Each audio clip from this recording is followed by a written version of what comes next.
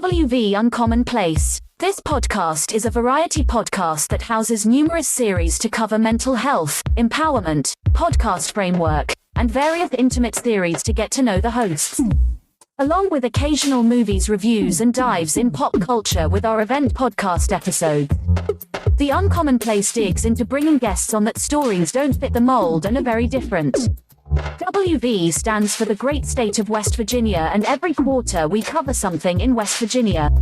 Stacey and myself, JR, are your hosts, so please come along for this venture to our Uncommon Place.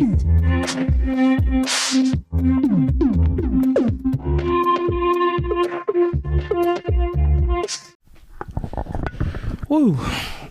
Bluefield, West Virginia. I want to tell y'all a great thank you before I start this episode. I'm JR, and welcome to West Virginia Uncommon Place, where we explore unique and interesting places and businesses around West Virginia.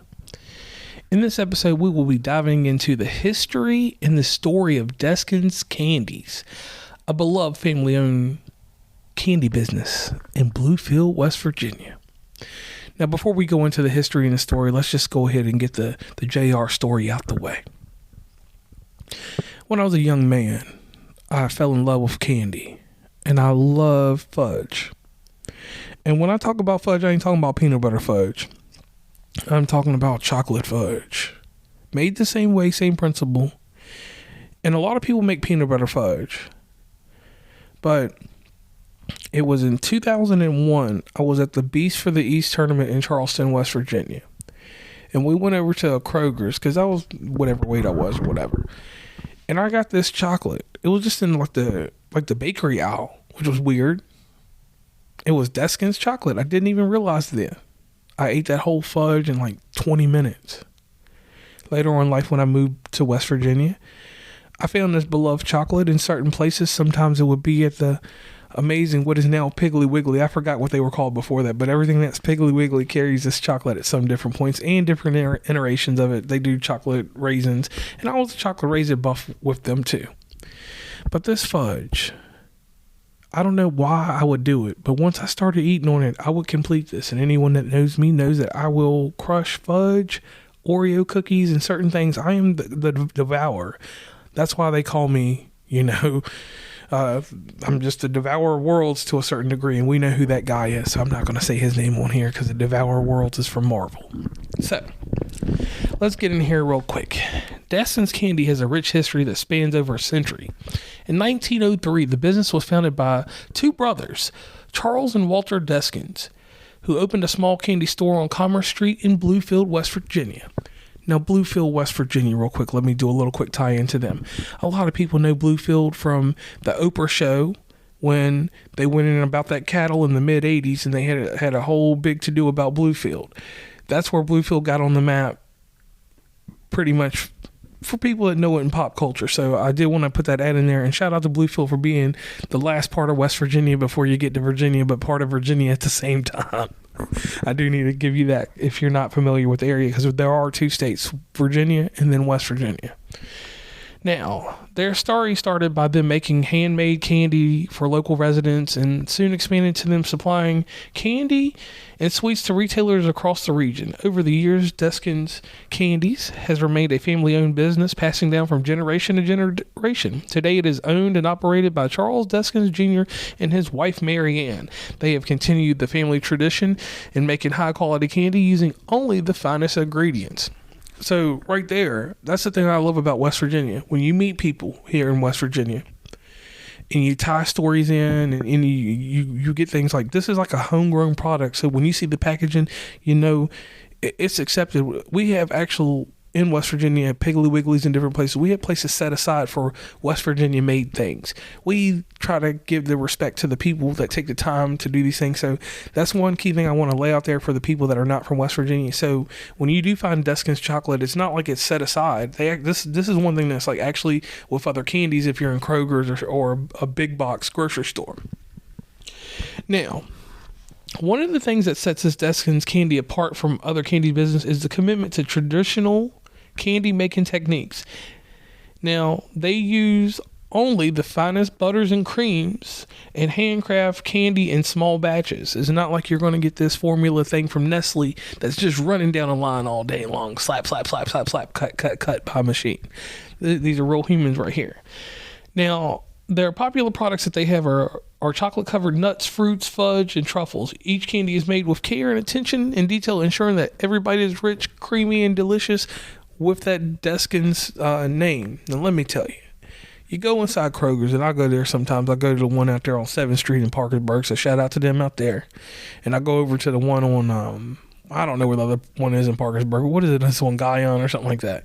Anyway, or Division, something like that. When you go to these places and you get this candy, you got to look at it at first. When you look at it, pick it up there. With me, I got to examine and see how the cut lines are cut in it. How they cut it properly. So one might be cut one way, one might be cut the other way, but I'll find one that's got a fine cut to it, and I'll pick that bad boy up. And I'll pay for it, because everything's automated now, so I'll go swoop, whoop, whoop, whoop. That's the sound of automation for me. And I will literally get in the car. It can be 60 degrees, it can be 80 degrees, it can be 14 degrees. I'm going to pop them tabs off that thing and open it up, and the first piece I grab, I got to make sure it's got that signature triangular, well, it's rectangular, excuse me, not triangular or square, that rectangular cut, and I pull that bad boy off, and it just breaks off smoothly. Now, the rest of it I know is going to be good after I get that. Now, sometimes it don't break off like that. Sometimes when I grab it, I get more than I bargained for. And that's the joy in life for me. I understand people can feel however they want to feel about food appreciation, but I'm giving it to you right now for my soul. I will break it off, and if I get the double piece, I'll do a little dance, and I'll get happy and remember when I was a young man wanting something sweet to eat. And as an adult, I can eat what I want. Now, after that happens, I seal it back up. I take it back home, bring it into my lovely Stacy, and she don't care for it too well. She likes other things, but for some reason, she makes a good fudge herself, but for some reason it's not her cup of tea. But she'll make sure it gets in the refrigerator for me so that it gets that extraness. Now, that's the key thing I didn't mention. When it goes to the freezer and comes out, it's a whole nother ball game right there. You get that, and it's a little bit hard, so you got to give it some type of action to get back to what the consistency was that I bought beforehand. So that could be whatever you do with your mouth on chocolate. That's none of my business, so you do what you do. Me, it's a and that thing is just right. And that's when I fall in love, because the more and more it's in that refrigerator, the more and more it's a different type of texture than I'm going to have. Because most of the time, if it don't make it back home, it's kind of soft and it's getting warm in the sun, and I'm going to eat that bad boy quick. And it's going to be gone, and you're going to wonder what happens to me later, but that's a whole nother story for another show that we'll call Bowel Movement. So, getting back over to this candy, the temperature that they use to make this provides that perfect texture and shine that I like. So we'll just go on that. Now, this is what can happen for you if you decide to go to Bluefield, West Virginia.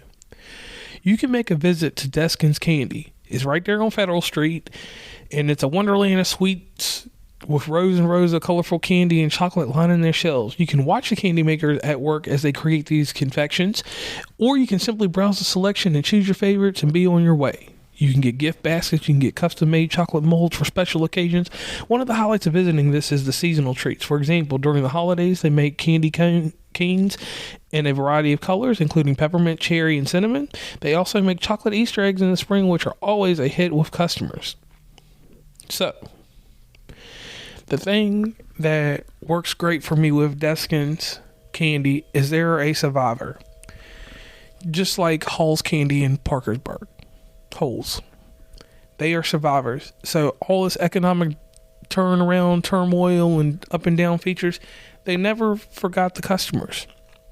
They kept their product going through the pandemic. They kept us alive with that beautiful chocolate. So that's why this episode is so fun to me, and it was something that I really wanted to do because their chocolate is amazing, and we don't get to pay respect to companies and do this thing when it's something that's close by. Most of the time we don't do things about things that are close to us.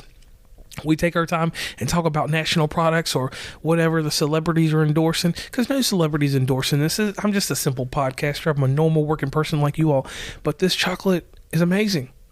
And I want you to know about it because you can order it from their website. Now, I don't know about the shipping costs and different things like that and how chocolate is supposed to go from state to state or from county to county, but you can handle that with them on their end.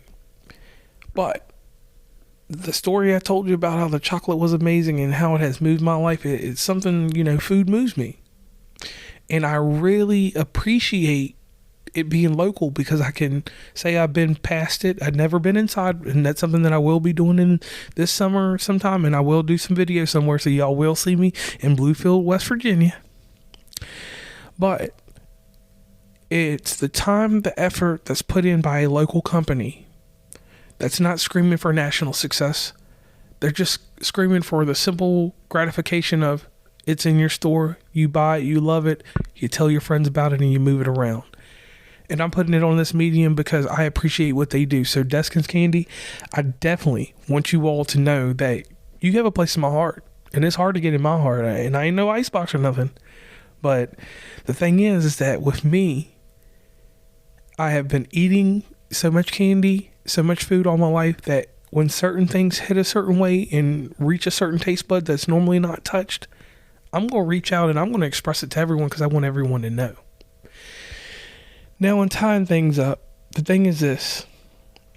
The appeal of traditional candy making, which you can see in authenticity in Bluefield, and there's video out there if you can't make it, but I encourage you to make it if you're traveling, is that there's a technique to it. You're actually seeing this candy be made, so you know the ingredients. You can actually, it's tangible. And how many places are you going to be able to go to see tangible candy being made? Where? So, on that note, it's a beloved fixture in Bluefield. I hope and I wish that this candy stays around for more centuries than what it's already been around. And I want to say this to the listeners. I want to thank you for listening to this show about Deskins Candy in Bluefield, West Virginia. Hope you all enjoy learning about the wonderful businesses that are inspired with a purpose, with a place. And that place is in West Virginia, obviously. So, until next time, I want you to stay curious, keep exploring, and never stop seeking the uncommon. Please follow WV Uncommonplace on Instagram, Tumblr, Twitter, TikTok, where we have some great content, Facebook, LinkedIn. Hit up the merch store at oncommonplace.square.site. Join the email list from the website, and rate, subscribe, and give feedback from your favorite podcatcher. And lastly, thanks for listening and tune into the next episode.